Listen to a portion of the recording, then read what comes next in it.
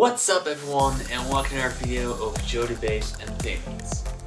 My name is Joe, and today we're gonna do something a little bit different.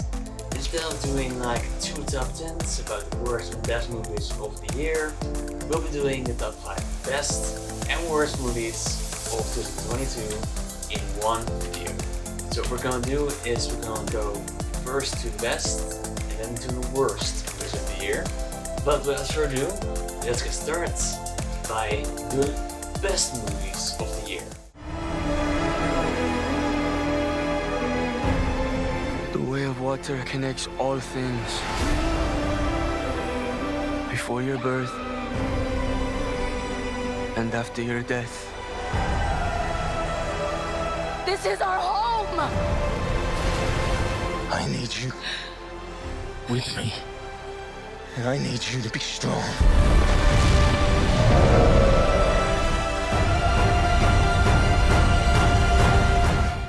Well, this movie is definitely some of the greatest and interesting stuff I've ever seen. It has been a long time since the last After, and it's been definitely worth the wait.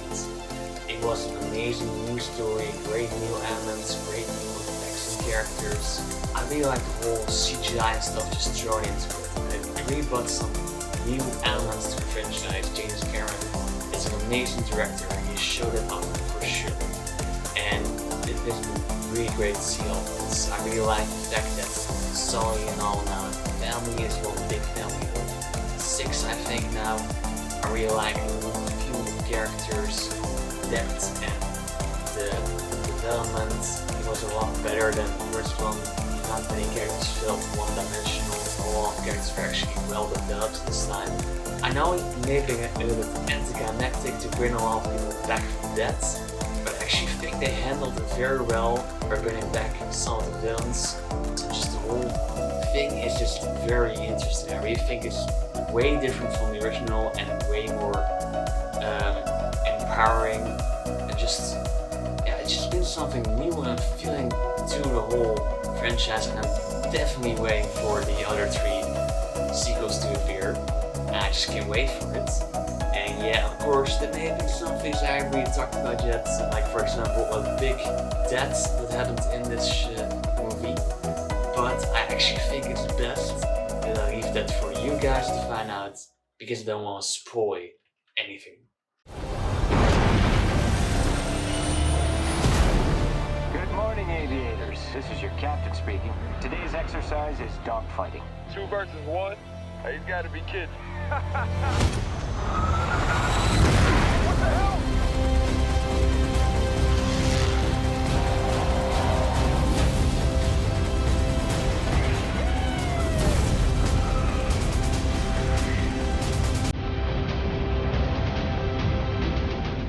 Top Gun Maverick is definitely another sequel we have been dying to see for sure. It is a great new film. I never expected this film to be so interesting and so damn enjoyable. I always thought that you only should have one Top Gun. And then I saw it come out, and I thought, maybe this could work, maybe it's unnecessary.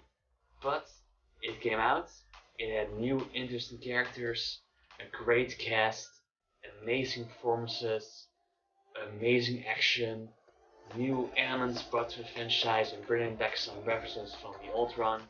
I really think they handled this well. They did this pretty good. I also think it's the right choice to release this in theaters, to wait that long. It was amazing, and I also really liked this soundtrack. It brought something new. It brought back old songs from original, but also new interesting songs like Ain't Worried. And that's a really great soundtrack of it all. And I think the best thing of this film is definitely the mood and the feel of it all. It was a great summer movie for sure, and you should definitely check it out. Whoa, take it easy, sweetheart. Hear everything they say, ain't you? Maybe we're not so different. Who are you under there?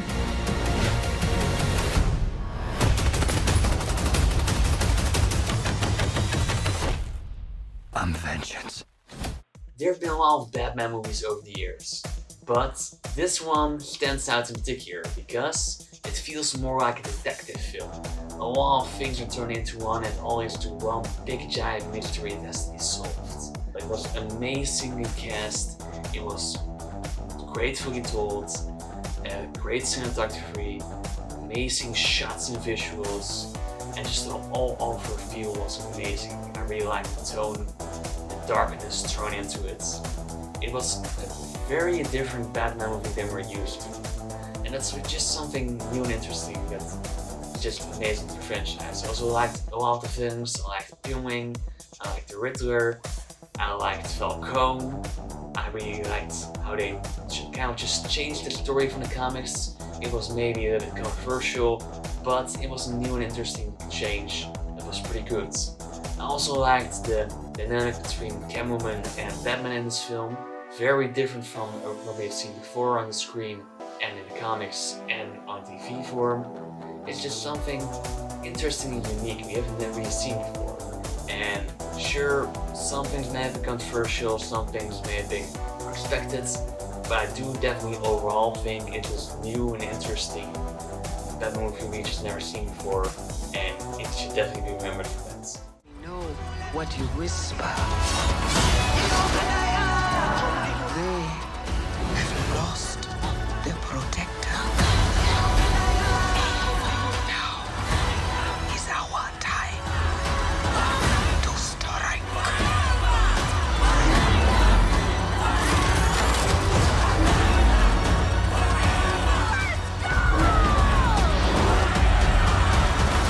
The MCU is kind of going through an awkward phase, to be honest.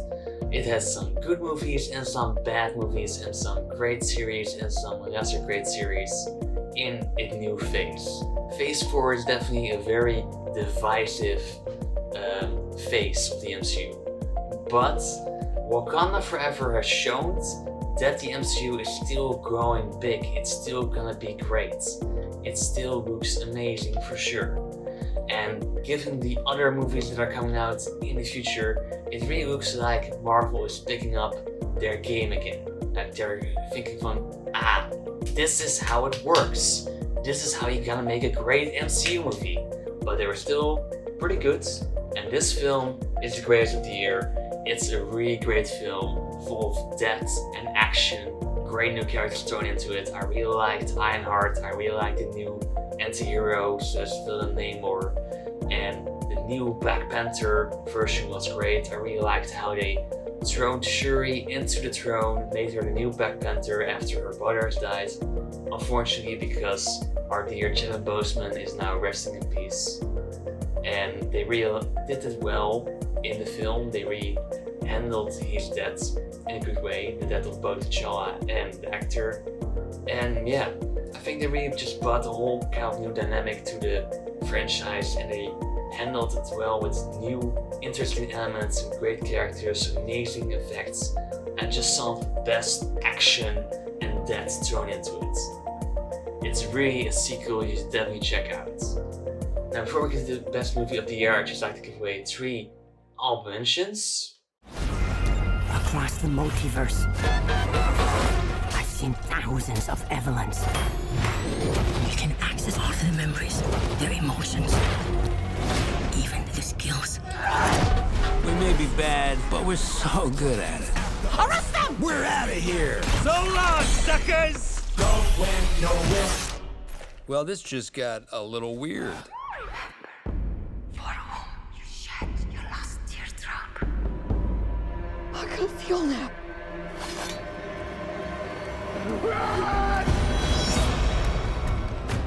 I will avenge you, Father! I will save you, Mother! I will kill you, Fiona! I will avenge you, Father. I will save you, Mother. I will kill you, Fiona.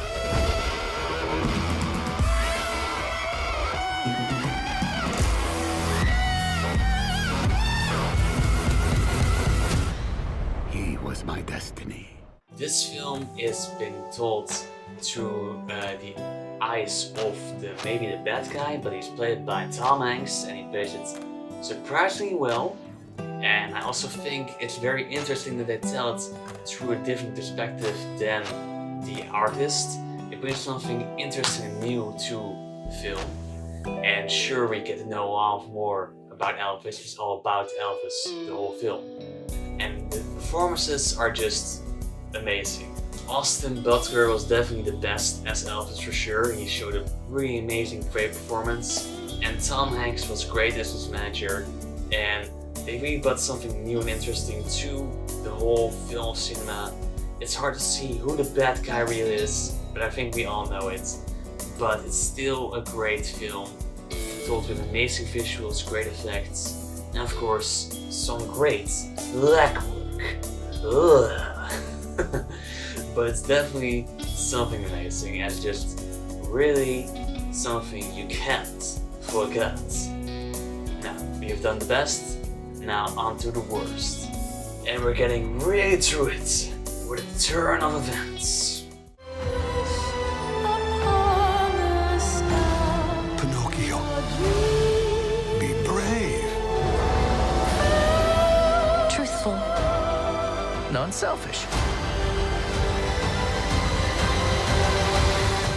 All of these great live-action Disney films are pretty good, but some of them are a little bit disappointing, to be honest, maybe. This one in particular because it really misses the feel and depth of the original. It's boring and not really that interesting. It has great performances by the leads, I think, but the whole story and depth thrown into it is just not great. I also really didn't like it that we never got to see the transformation of Pinocchio from turning into a wooden boy into a real boy. We never got to see it, we just got to kind of like in a feeling like a maybe it will happen, maybe it won't. And this is kind of really bad and disappointing, to be honest. And so this film is definitely one of the most disappointing of the year. Michael Morbius. You've been given a gift. Not exactly. Time to let go of what you used to be. Discover who you're meant to be. All our lives we've lived with death. Why shouldn't they know what it feels like for a change? Just accept who you are. The bad guy. Well, Sony has made some great Marvel movies and some bad, but the Venom films are surprisingly good. I really liked it, actually. But Morbius is not really worth your time. It may be a movie that is so bad it's good. It has a lot of great memes and funny performances thrown into it, and just some really fun gags and visuals. But when you think about it, the whole thing is just a big mess. It is boring sometimes, and just the whole plot doesn't make much of sense. And the performances are just kind of not bad, but they're very over the top. The acting is just all over the place here, and you can definitely see a lot of stuff has been cut out for no reason. A lot of things really don't make sense. For example, the whole post-credit stuff is a cool setup with kind of like a new Sinister Six thrown into it, but I don't know if this is the way you want to go. But I am really looking forward to a Sinister Six film if they're really gonna do that.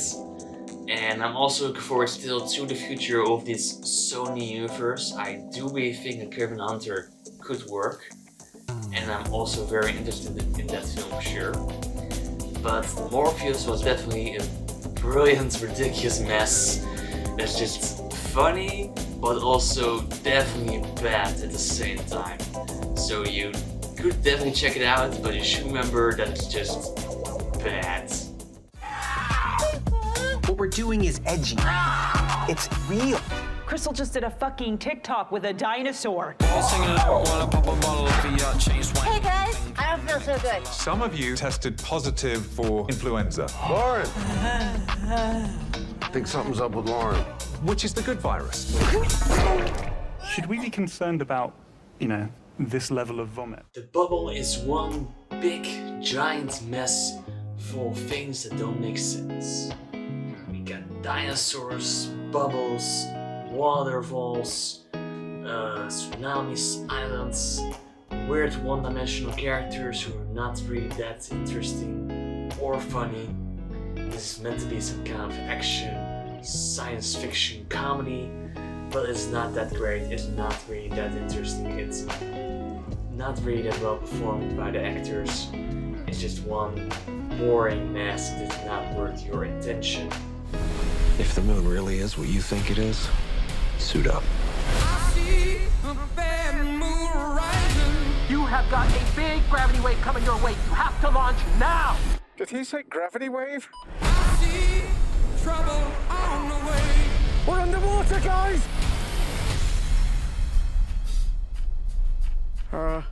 That's crazy. I hear hurricanes are blowing. Well, slow down! Roland Emmerich has made some great disaster films and some bad disaster films. And this is definitely one of his worst. It is about a moon that's literally falling on the earth. Just like the title suggests. And it is ridiculous for sure. And it may look great sometimes, but overall it's terribly acted. It also tries to be funny, but it isn't really that funny. And a lot of the characters are just annoying. And when you watch the theaters, you just want to stand up, leave, or shout to the guy who is just a waiter in the back behind that window where the film is just draving and draving. And it's all turning around. And you can see the screen showing and showing.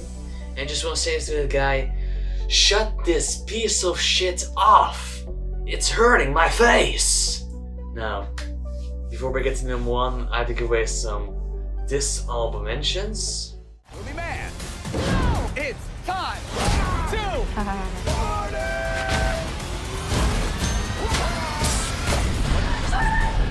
I want to help her. You want to use her. Charlie? Don't be stupid. Where's Mommy? Do you feel that? Let her go or it's gonna get a lot worse.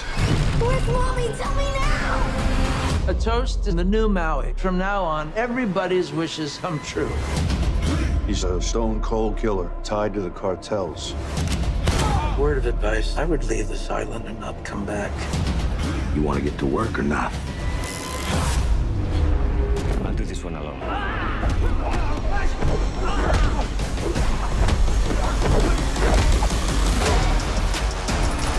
You know what your problem is, Kai?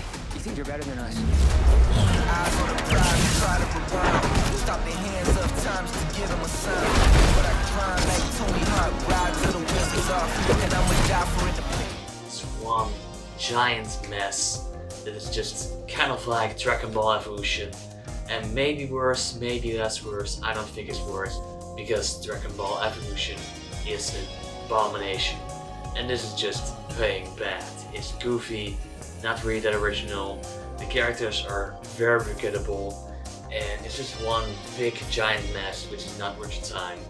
It may look cool, but in the end it doesn't make much sense, and it's just full of people you want to slap in the face. The plot also doesn't really make much sense, and it's just one big giant mess you want to forget.